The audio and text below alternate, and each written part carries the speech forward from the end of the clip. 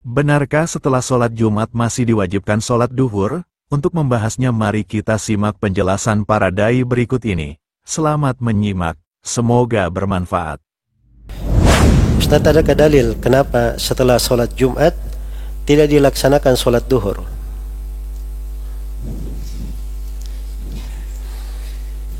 Malah yang sholat duhur setelah Jumat itu mau ditanya apa dalilnya. Jangan membalik-balik kasus ya. Ya. Karena tidak pernah dinukil dari Nabi dan para sahabatnya, para tabi'in, tabi'ut tabi'in, itu ada keterangan bahwa mereka sholat duhur setelah Jumat. Ini sholat Jumat dihadiri oleh manusia, apalagi Jumat ya. Orang-orang dari kampung pun datang untuk sholat. Kalau sholat berjamaah itu Al-Ansar punya masjid-masjid khusus di kampungnya masing-masing, tempat tinggalnya. Tapi kalau Jumat mereka cuma sholat di Masjid Nabawi semua ya. Jadi andai kata sholat duhur Nabi dan para sahabat akan dinukil dalam banyak riwayat. Ini bukan masalah tersembunyi. Kok tidak ada dalil yang menunjukkan tentang hal itu? Jelas ya? Baik. Bahkan dalil yang ada itu menunjukkan batilnya dan bid'ahnya orang yang melakukan sholat duhur setelah Jumat. Iya. Apa dalilnya? Ayat Al-Quran. Mereka juga semuanya hafal. Ya ayyuhalladzina amanu idza nudiya lis-salati min yaumil jum'ah fas'au ila dzikrillah. Ayat setelahnya fa idza qudiyatis salatu fantashiru fil ard. Jadi dikatakan hari Jumat datangi. Kalau sholat sudah selesai disuruh apa? Disuruh sholat duhur atau disuruh bertebaran? Disuruh bertebaran. Jika disyaratkan sholat duhur akan dikatakan kamu sholat duhur lagi. Setelah itu baru bertebaran. Jelas ya? Maka itu dalil tentang hal ini.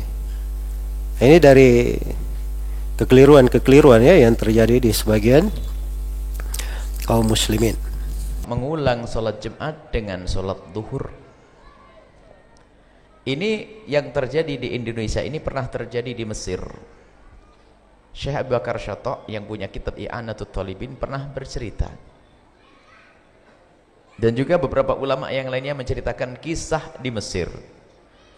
Jadi awal dakwah ke sebuah kampung, ini ceritanya seperti itu. Lalu banyak orang masuk Islam sebab Kristen Kristen Ortodok atau apa, Kristen di Mesir itu banyak waktu itu. Sehingga ada sebuah kampung yang sudah bisa dimasuki dakwah Islam. Karena sudah pada masuk Islam, mereka mendengar syariat-syariat termasuk masalah sholat Jumat. Dan mereka rindu untuk melaksanakan sholat Jumat dan mendatangkan khotib dari kota.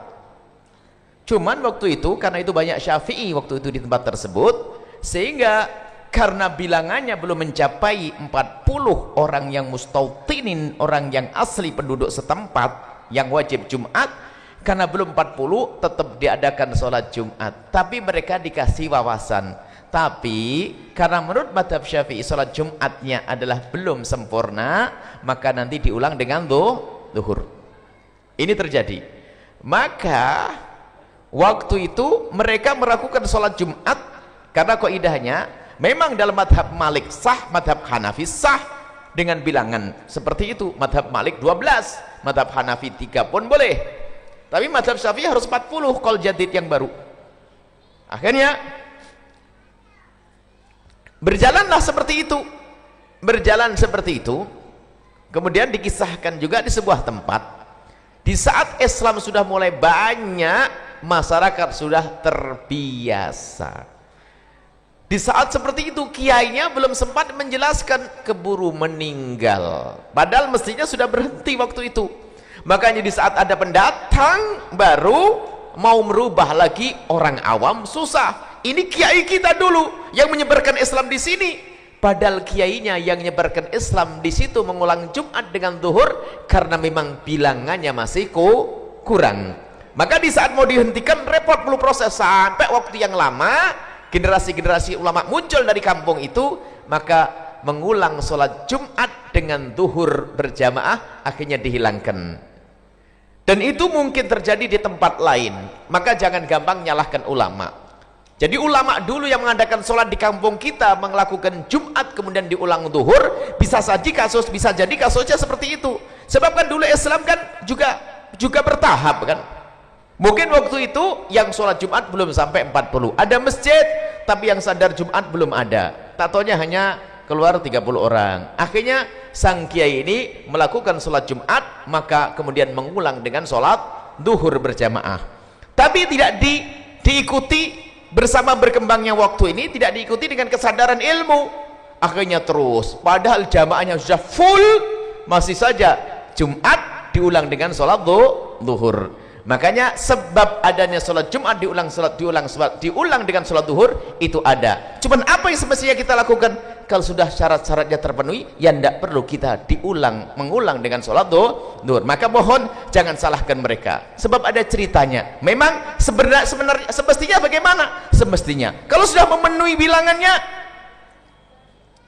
dan khutbahnya memenuhi syaratnya, cukup sholat sholat Jumat saja dan tidak usah diulang dengan sholat duhur. Di sisi lain, Anda ini seperti itu. Makanya kita tidak ingin membuat ini. Pernah kami diundang di sebuah tempat masalah ini. Di daerah mana? Tangkil atau di mana? Pokoknya daerah, saya lupa di daerah mana.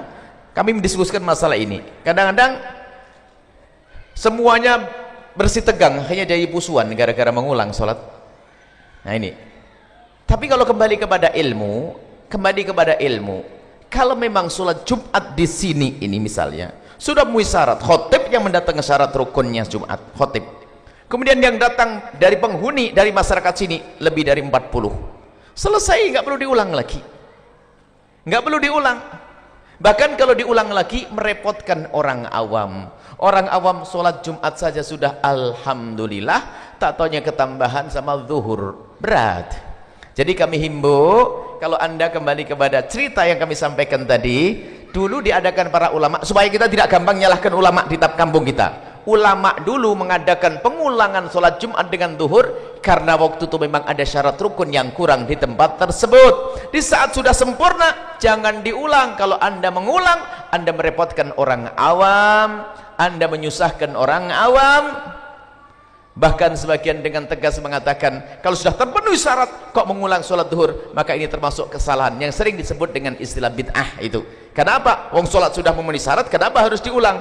Kecuali sholat Jumatnya dengan yakin ada kekurangannya, khotibnya rukun 5-nya, rukun khutbah 5 ada yang kurang, nggak sholawat, atau sholawatnya pakai domir, atau seperti itu, nggak baca alhamdulillah, kemudian atau tidak baca ayat. Ini termasuk yang paling sering nggak baca ayat. Tiba-tiba ayatnya belum dibaca langsung barakallahu li wa lakum fil, misalnya ayat dulu dibaca, baca ayat baru barakallahu li wa lakum fil Qur'anil azim. Kalau ada memang yang khutbahnya tidak membaca ayat, maka kurang dong khutbahnya, nggak sempurna dalam mazhab Syafi'i. Maka di saat seperti itu perlu diulang melakukan dengan sholat duhur. Tapi kalau sudah sempurna, mohon dengan ini adalah bab ilmu ini, Anda cari di kitab manapun. Kalau sudah sempurna tidak perlu diulang, ngerepotkan orang awam. Ada yang dia harus segera ke toko, ada yang harus segera ke kantor, ada yang mikir ibunya sakit.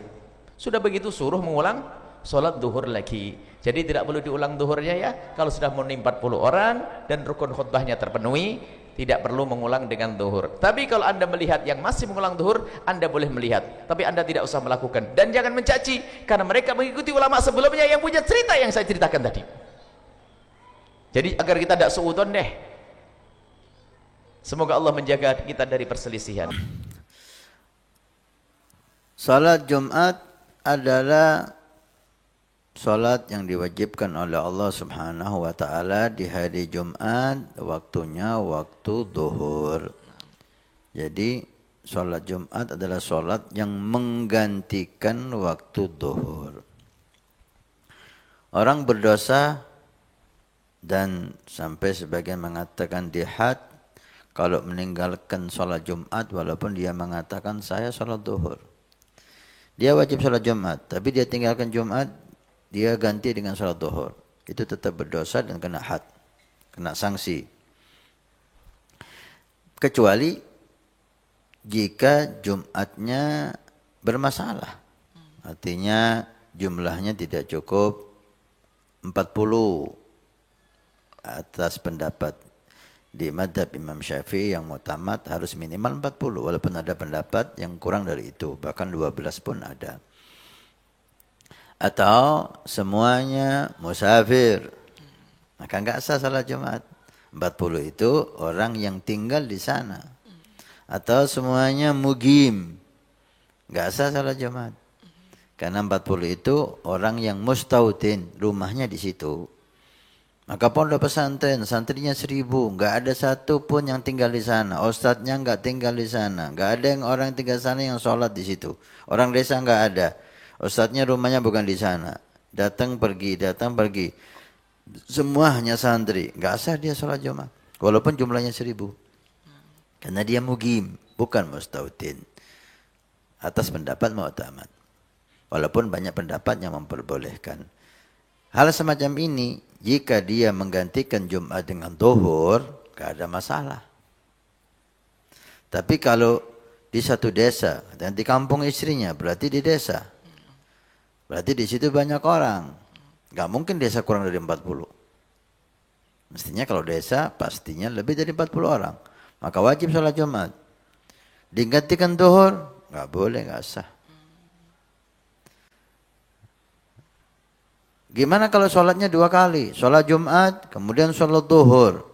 Gue mau apa sholat zuhur? Anda sholat zuhur itu kenapa? Kalau Anda saya sholat zuhur godok, ya silahkan, gak ada masalah. Tapi Anda sholat zuhur setelah sholat Jumat, tidak ada godok, dan Jumatnya tidak diragukan kesahannya, sah, nggak ada masalah, maka nggak perlu itu, nggak perlu. Kecuali kalau Jumatnya ada masalah, ya, khotibnya nggak pas rukun-rukun khutbahnya, atau jumlah bilangannya nggak sampai 40, maka untuk ihtiyat habis sholat Jumat, sholat zuhur. Nah, ini afdal. Jika ada masalah, jika tidak ada masalah, Jumatnya sah, khotibnya sah, jumlahnya 40 lebih, maka nggak perlu sholat zuhur lagi. Sholat zuhur setelah sholat Jumat. Masjid yang ada sholat Jumatnya namanya masjid jami'. Kata jami' di situ ada Jumatnya. Masjid ada sholat 5 waktu, subuh, zuhur, asar, maghrib, isya, tapi tidak ada Jumatnya, maka dia disebut dengan masjid. Dalam fikih cuma 2. Ada sholat 5 waktu, tak ada Jumat, masjid. Ada sholat 5 waktu, ada Jumatnya, masjid jami'. Lalu muncul musola, surau, langgar, bid'ah. Jadi menurut mazhab Syafi'i, satu negeri itu boleh banyak masjid, tapi sholat Jumatnya cuma 1. Yang mazhab Syafi'i yang asli, satu negeri itu sholat Jumatnya 1. Dalilnya mana? Begitu di Madinah. Banyak masjid, tapi yang ada sholat Jumatnya hanya Masjid Nabawi. Lalu kemudian masyarakat berkembang. Banyak ta'addud al-Jum'ah. Berbilang-bilang sholat Jumat dalam satu kota. Mana yang sah? Dalam satu kota itu banyak Jumat. Mana yang sah? Ragu. Bingung mana yang sah. Karena ragu, ad-dalil idza ihtamal saqata bihil istidlal. Kalau suatu dalil itu mengandung keraguan iya atau tidak, maka dalil mazhab Syafi'i mengulang sholat Jumat dengan sholat zuhur karena diragukan sholatnya itu sah atau tidak. Kalau di Banten, di Pandeglang, rupanya di Sulawesi Selatan ada rupanya. Di mana tadi? Di Maros. Ini mazhab Syafi'i yang original. Lalu yang kita ta'addud Jumat itu bisa banyak. Ini Al-Azhar, ada sholat Jumatnya. Di seberang jalan, Masjid Sayyidina Al-Husain, ada sholat Jumat. Itu bukan mazhab Syafi'i, mazhab Hanafi.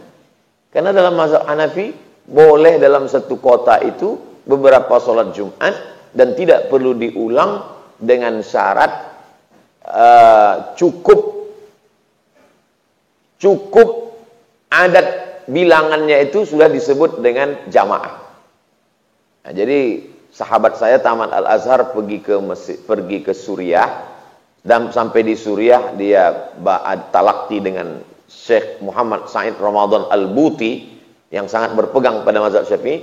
Syekh Al-Buti setiap selesai sholat Jumat dia sholat zuhur, walaupun di masjid itu tidak melaksanakan, karena dia berpegang kepada mazhab Syafi'i.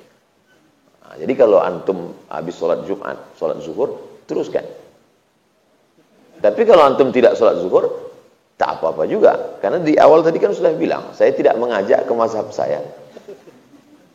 Tapi perbuatan mereka itu tidak salah. Tapi dia menyalahkan orang lain tak juga betul. Karena ada pendapat lain, bahwa sholat Jumat di beberapa tempat di satu daerah itu sah. Dan tujuan kita tadi adalah menghormati perbedaan.